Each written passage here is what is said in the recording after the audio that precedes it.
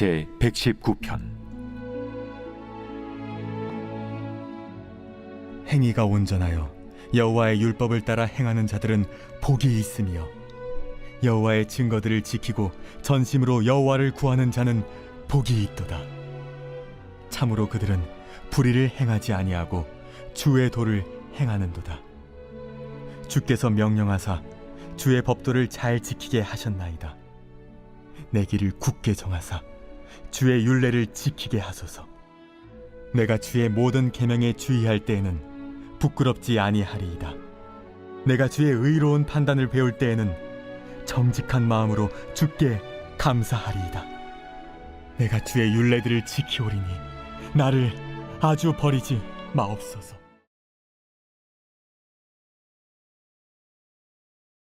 할렐루야. 오늘 우리에게 주신 하나님의 말씀은 시편 119편 1절부터 8절까지 말씀입니다. 오늘 말씀의 제목은 부끄럽지 아니하리이다 입니다. 성경 퀴즈 단골 손님인 시편 119편은요, 성경을 통틀어 가장 긴 장이지요. 무려 176절이나 됩니다. 이 시는 토라 시로 분류가 되는데요, 특이하게도 히브리어 알파벳 순서대로 시의 첫 자음을 구성한 알파벳 시편입니다. 시편에는 여러 편의 알파벳 시편이 있는데요, 그중 119편이 가장 깁니다. 히브리어 자음은 모두 22개인데요, 자음 하나당 8절씩 시를 지어서 총 176절의 시를 만든 것이 바로 시편 119편이죠. 저는 시편 119편을요 8절씩 나눠서 22개의 말씀을 나누려고 합니다. 오늘은 그 첫 번째 시간으로요, 히브리어 알렙에 해당하는 1절부터 8절까지 말씀 보겠습니다. 시편 119편의 1절부터 4절까지는요, 굉장히 이상적인 삶의 모습을 보여주고 5절부터 8절까지는 실제로 그 삶을 살겠다는 결단의 마음을 나타내 보여줍니다. 이같이 신앙은요, 들음과 행함이 동시에 이루어져야 됩니다. 먼저 하나님의 말씀대로 사는 것이 복되다라는 그런 말씀을요, 들어야 합니다. 들어야 내 안에서 믿음이 생기고요, 그 믿음으로 결단하여서 그 삶을 살아낼 때 우리는 비로소 복 있는 삶, 그 삶을 살게 되는 것이죠. 그런데 우리는요, 복이 있는 삶은 바라면서 내 안에서 결단하는 것에는 인색합니다. 그리고 나는 믿고 있다라고 오해할 때가 많죠.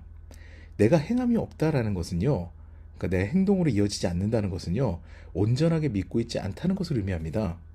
마스터라는 영화에서 보면은요, 경찰 쪽에서 금융사기단의 한 멤버를 포섭합니다. 그리고 그에게 비밀장부를 훔쳐오라는 밀명을 내리죠. 근데 결정적으로 경찰의 리더는요, 그 포섭한 멤버를 믿지 않아서 그 멤버가 말한 대로 행하는 것이 아니라 다른 방향대로 행하게 됩니다. 믿는다고 이야기는 했는데 행동은 반대로 한 거예요. 그럼 이건 믿는 건가요? 안 믿는 건가요? 믿지 않는 거죠. 이같이 의심하는 마음은요, 온전한 결단으로 이어지지 못합니다. 분명히 성경은 이야기하고 있거든요. 오늘 1절 말씀입니다. 행위가 온전하여 여호와의 율법을 따라 행하는 자들은 복이 있으며, 온전하게 하나님의 말씀을 있는 그대로 따라 행하는 자는 복이 있다 라고 말씀하십니다. 그런 말씀대로 살아가면 복을 받는 건 당연한 일이잖아요. 그런데 부딪힙니다. 나의 이성과 생각과 부딪히죠. 말씀대로 살면 손해보는 것 같아요. 관계에서 양보해야 되고요, 주일은 온전히 안식하여야 하며 욕심도 내지 말고 늘 베풀며 사는 삶, 이런 삶이거든요. 굉장히 바보 같은 삶처럼 보이는 거예요. 더 구체적으로 묘사하면요, 마음에 걸리는 것이 한두 가지가 아닙니다.